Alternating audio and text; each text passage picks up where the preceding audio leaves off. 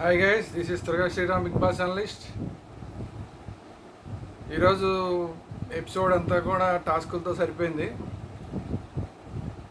First అంటే ఈ ఎవరైతే ఇంతకుముందు ముగ్గురు వైల్డ్ కార్డ్ ఎంట్రీలు మాత్రమే ఆపగలిగారు. ఇప్పుడు మేము ఇంకా కావాలంటే కూడా ఇంకా కొంతమంది మీరు ఆపగలుగుతారు అని చెప్పి అవకాశం ఇచ్చారు బిగ్ బాస్ రెండు క్లాన్స్కి.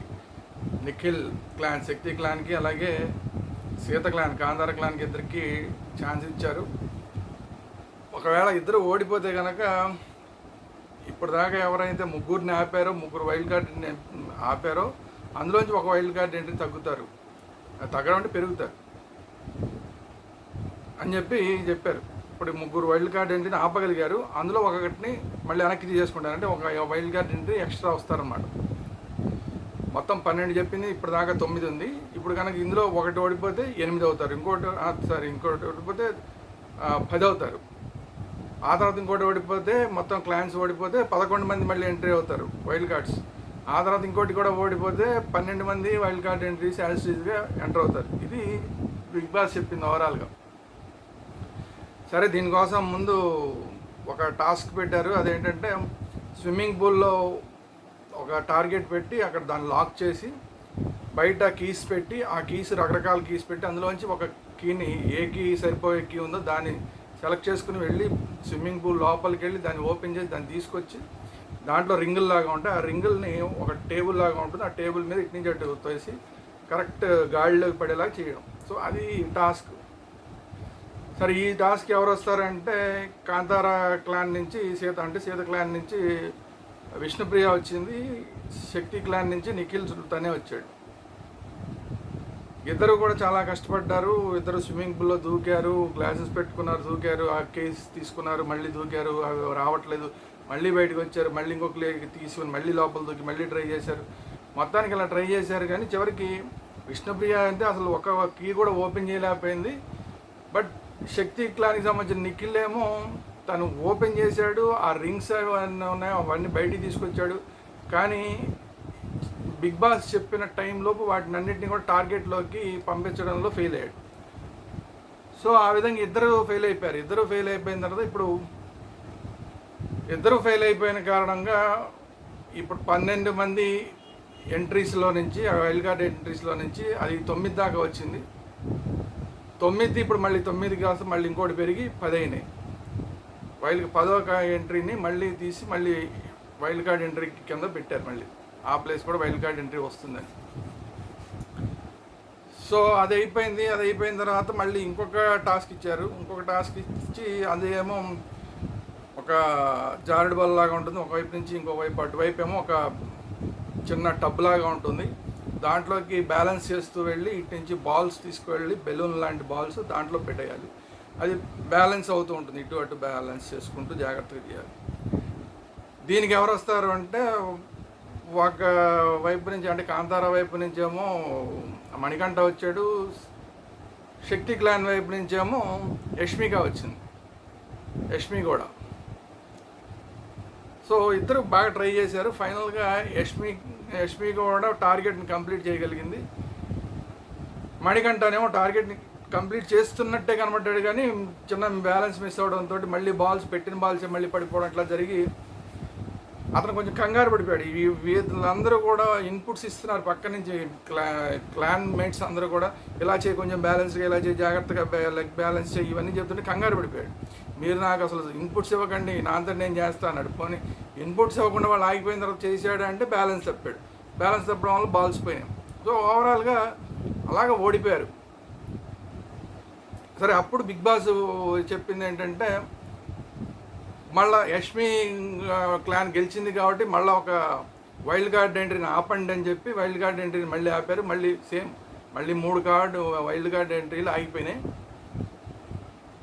దాని తర్వాత ఇప్పుడు ఈ కాంతార క్లాన్ ఓడిపోయిన కారణంగా ఏం చేశారంటే ఈ కాంతార క్లాన్లో నుంచి ఎవరైతే ఫిట్గా లేరనుకుంటారో, టాస్క్లు ఆడడానికి ఫిట్గా లేరనుకుంటారో అలాంటి ఒకళ్ళని మీరే తొలగించండి అని చెప్పారు. చెప్తే వాళ్ళందరూ కూర్చొని మాట్లాడుకున్నారు. ఫైనల్గా మణికంఠని డిసైడ్ చేశారు. మణికంఠని ఆ టాస్కులు నెక్స్ట్ టాస్కులు అన్నీ ఆడకుండా అతన్ని పక్కన పెట్టారు. సరే అది అయిపోయిన తర్వాత మళ్ళీ ఇంకొక టాస్క్ పెట్టారు. ఇంకొక టాస్క్ పెట్టి అదేంటంటే మధ్యలో ఒక టేబుల్ ఉంటుంది, ఆ టేబుల్లో రౌండ్గా తిరుగుతూ ఉంటుంది. ఈ పక్క నుంచేమో బాల్స్ తీసుకుని ఆ రౌండ్గా తిరుగుతున్న టేబుల్ కరెక్ట్గా ఇటు టేబుల్ అటు టేబుల్కి మధ్యలో ఒక టేబుల్ పార్ట్ తిరుగుతుంటుంది. ఇటు టేబుల్ మీద నుంచి అటు టేబుల్ మీదకి బాల్స్ని వేయాలి ఈ తిరుగుతున్న టేబుల్ మీదుగా. సో ఇలా వేసేటప్పుడు తిరిగిపోతూ ఉంటుంది, బాల్స్ బయట పడిపోతుంటాయి. సో అలా కాకుండా కరెక్ట్ టైమింగ్లో వేయాలి. టైమింగ్లో వేస్తే ఇటు నుంచి అటు బాల్ వెళ్తుంది కరెక్ట్గా, ఆ రౌండ్ అలా తిరిగి కరెక్ట్గా ఇలా వచ్చిన టైంలో వేసేయాలి. అలాంటిది టాస్క్ పెట్టారు. దీనికి ఎవరయ్యా అంటే శక్తి క్లాన్ నుంచేమో ఆదిత్యవం గారు వచ్చారు, ఇటువైపు నుంచి కాంతారా క్లాన్ నుంచేమో నబీల్ వచ్చాడు. కానీ నబీల్కి దాన్ని అసలు పట్టుకోలేకపోయాడు, వేస్తున్నాడు కానీ దాని టైమింగ్ పట్టుకోలేకపోయాడు. ఆదిత్యవం గారు కరెక్ట్గా పట్టుకుని ఒక టైంలోపే 50 పాయింట్స్ తెచ్చుకోవాలనేది బిగ్ బాస్ చెప్పింది. బిగ్ బాస్ ఇచ్చిన టైం కన్నా చాలా ముందే ఆదిత్యవం గారు 50 తెచ్చేసుకున్నారు. ఇంకా అయినా కూడా టైం ఉంది, ఆ టైం లోపల వీళ్ళు కూడా ఏమైనా 50 తెచ్చుకుంటారేమో అని చూస్తే నబీల్ ఎంతసేపు వేసినా కూడా అది ఆ బ్యాలెన్స్ చేయలేకపోయాడు. సో దానివల్ల పోయింది. అయితే ఇప్పుడు మళ్ళీ ఇంకొక వైల్డ్ కార్డ్ ఎంట్రీని ఆపే అవకాశం వీళ్ళకి వచ్చింది. మళ్ళీ ఇంకొక వైల్డ్ కార్డ్ ఎంట్రీని ఆపడానికి ఓకే చేశారు. ఆ వైల్డ్ కార్డ్ ఎంట్రీ ఆగింది. సరే మళ్ళీ రేపు ఇంకా టాస్క్లు ఉంటాయి కాబట్టి అవి ఏం జరుగుతాయి అనేది చూడాలి. సో ఇప్పుడు మళ్ళీ కాంతారా టీం మళ్ళీ ఓడిపోయినందుకు గాను మళ్ళీ ఆ టీంలో నుంచి ఇంకొకళ్ళని టాస్క్లు ఆడడానికి అన్ఫిట్ అని చెప్పి వాళ్ళని పక్కకు తీసేయాలని చెప్పి మళ్ళీ బిగ్ బాస్ చెప్పారు. అయితే ఈసారి అవకాశం కాంతారా టీం వాళ్ళల్లో వాళ్ళు డిసైడ్ చేసుకోవడం కాకుండా వాళ్ళలో ఎవరు వెళ్ళిపోవాలనేది చెప్పడానికి శక్తి క్లాన్కి పవర్ ఇచ్చారు. శక్తి క్లాన్ వాళ్ళందరూ ఆలోచించుకుని అక్కడ ఇంకెవరున్నారు, ఆల్రెడీ మణికంఠ వెళ్ళిపోయాడు. మణికంఠ వెళ్ళిపోయిన తర్వాత నైనిక ఉంది, విష్ణుప్రియ ఉంది, సీత ఉంది, నబీల్ ఉన్నాడు. వీళ్ళల్లో ఎవరిని, ఇంకా ప్రేరణ కూడా ఉంది, వీళ్ళల్లో ఎవరిని తీసేయాలి అన్న దాని మీద డిస్కషన్ చేసుకుని నిఖిల్ వాళ్ళు చెప్పింది ఏంటంటే క్యాప్టెన్ అంటే చీఫ్గా ఉన్న అసలు సీతనే అసలు ఎలిమినేట్ చేసేయాలని చెప్పి ఆ టాస్క్ నుంచి ఎలిమినేట్ చేసేయాలని చెప్పారు. దాంతో అసలు సీత షాక్ అయిపోయింది. ఎందుకంటే సీత చీఫ్గా ఉందని చెప్పి తను చీఫ్గా ఉన్నాను, తన క్లాన్ని గెలిపించుకోవాలని చెప్పి తన క్లాన్లో అందరికీ అవకాశం ఇవ్వాలని చెప్పి లాస్ట్ వీక్ కూడా తను చీఫ్గా ఉన్నప్పుడు అందరికీ అవకాశాలు ఇచ్చింది, తను ఆడకుండా సాక్రిఫైస్ చేసి. సరే ఈసారి అన్న ఆడదాం అనుకుంటే ఫస్ట్ టైం ఏమో సరే విష్ణు వెళ్ళింది, సెకండ్ దానికి మణికంఠ వెళ్ళాడు, మణికంఠ కూడా ఓడిపోయాడు. థర్డ్ దానికి ఆ బాల్స్ వేసేదానికి తను వెళ్దాం అనుకుంటే కూడా నబీల్ నేను వెళ్తా ఈజీ అని చెప్పి మాట్లాడి అలా వాళ్ళని ఇన్ఫ్లుయెన్స్ చేసి తను వెళ్ళాడు. వీళ్ళు ఎవరు డిసైడ్ చేయకముందే నేను వెళ్ళిపోతాను, గ్యారెంటీ కూడా వేస్తాను, అటు డ్యామ్ నుండి డిస్కౌంట్ కొంచెం బిల్డప్ ఇచ్చాడు. ఆ బిల్డప్ వల్ల సరే ఓకే గెలుస్తాడేమో, మనకి ఒక వైల్డ్ కార్డ్ ఎంట్రీ తగ్గుతుంది అన్నట్లాగా ఊరుకున్నారు అందరూ. నబీల్ వెళ్ళి ఓడిపోయాడు. సో ఇక్కడ వీళ్ళు చెప్పింది ఏంటంటే నిఖిల్ వాళ్ళ టీం వాళ్ళందరూ, నిఖిలే చెప్పాడు అనుకోండి, నిఖిల్ చెప్పింది కారణం ఏంటంటే సీతను ఎందుకు వద్దు అంటున్నాం అంటే సీత ఆల్రెడీ చీఫ్గా ఉంది కాబట్టి తనకు ఒక ఇమ్యూనిటీ ఉంది, నెక్స్ట్ తనేమి ఎలిమినేట్ అయిపోదు. కానీ ఇప్పుడు ఎలిమినేషన్లో ఉన్న వాళ్ళకి ఒక అవకాశం వస్తుంది, వాళ్ళని తీసేస్తే మళ్ళీ వాళ్ళకి అవకాశం పోతుంది ఆడడానికి అవకాశం ఇస్తే వాళ్ళు కొంత ఆడి వాళ్ళని వాళ్ళు ప్రూవ్ చేసుకుని ఆడియన్స్ నుంచి ఓట్లు తెచ్చుకోవడానికి ఉంటుంది, వాళ్ళకి ఒక అవకాశం ఇవ్వాలన్నట్లాగా చెప్పారు. కానీ సీత మాత్రం పాపం చాలా బాధపడిపోయింది. ఎందుకు బాధపడిందంటే లాస్ట్ టైం కూడా నేను త్యాగం చేశాను, ఈసారైనా నా టీం కోసం నేను ఆడి చీఫ్గా ఇంకొకటి వీళ్ళు నిఖిల్ వాళ్ళు చెప్పింది ఏంటంటే అసలు చీఫ్గా నువ్వు డెసిషన్ తీసుకోలేకపోయావు, ఏ గేమ్కి ఎవరైతే బాగా ఆడగలుగుతారన్న డెసిషన్ నువ్వు తీసుకోలేకపోయావు. నబీల్ని పంపించావు, నబీల్ ఫెయిల్ అయిపోయాడు. మణికంఠను పంపిస్తే మణికంఠ ఫెయిల్ అయిపోయాడు, విష్ణుప్రియాని పంపిస్తే విష్ణుప్రియ ఫెయిల్ అయిపోయిందని. అక్కడ నువ్వు అన్ఫిట్ అని ఎలా చెప్తారు, అన్ఫిట్ అనేసరికి పాపం సీత చాలా బాధపడిపోయింది. సీత పాయింట్ ఆఫ్ వ్యూ ఏంటంటే నేను లాస్ట్ టైం కూడా నా క్లాన్ కోసం అని చెప్పి నేను అసలు ఆడకుండా త్యాగం చేశాను, ఈసారి కూడా ఇద్దరికి అవకాశం, మూడోసారి నేను వెళ్దాం అనుకుంటే కూడా నబీల్ తను వెళ్ళిపోతానని చెప్పి వెళ్ళిపోయాడు. ఇందులో నా తప్పే ఉంది, నేను వాళ్ళ కోసం త్యాగం చేస్తూ కూర్చుంటే, నేను సెల్ఫ్లెస్గా త్యాగం చేస్తూ కూర్చుంటే నన్నే తీసి పక్కన పడేశారు, ఇది అన్యాయం కదా. నాకు అసలు ఆడే అవకాశమే రాకపోతే నేను రేపొద్దున అసలు ఓట్లు నేను ఎట్ట తెచ్చుకోవాలి, వచ్చింది ఆడడానికి కదా, ఆడడానికి అవకాశం లేకుండా చేస్తే ఇంక చీఫ్గా ఉండి ప్రయోజనం ఏంటన్నట్లాగా అసలు చాలా ఫీల్ అయిపోయింది. నేను సెల్ఫ్గా ఆడవలసింది సెల్ఫ్లెస్గా ఆడడం నా తప్పులాగా ఉందని చెప్పి చాలా ఫీల్ అయిపోయి కొంచెం ఏడ్చింది. సో వాళ్ళ మధ్య అక్కడ దాని మీద కొంచెం డిస్కషన్ కూడా నడిచింది. చూడాలి మరి రేపు ఏం జరుగుతుంది. రేపు కూడా ఇంకా టాస్కులు ఉన్నాయి. ఆ టాస్కుల్లో ఇంకా ఏమన్నా వైల్డ్ కార్డ్ ఎంట్రీని వీళ్ళు ఆపగలుగుతారా అనేది ఒకటి.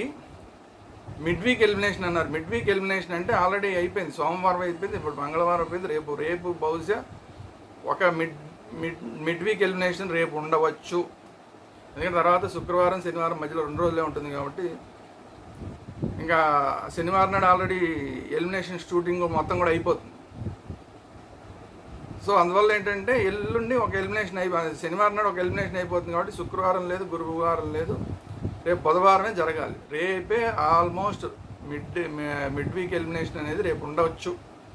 సో ఈ మిడ్ వీక్ ఎలిమినేషన్లో ఎవరున్నారు అంటే ఒకటి మణికంఠని కనుక మిడ్ వీక్ ఎలిమినేషన్ చేస్తే సీక్రెట్ రూమ్లోకి వెళ్తాడు. నైనిక ఓటింగ్ పరంగా అందరికన్నా తక్కువగా ఇప్పుడు మనకి వస్తున్న అన్అఫీషియల్ ఓటింగ్ ప్రకారం చూస్తే అందరికన్నా లీస్ట్లో నైనిక ఉంది. ఒక 5% మాత్రమే పడుతుంది నైనికకి. మిగతా వాళ్ళందరూ నైనిక కన్నా కొంచెం పైన ఉన్నారు, అంటే చాలా పైన ఉన్నారు.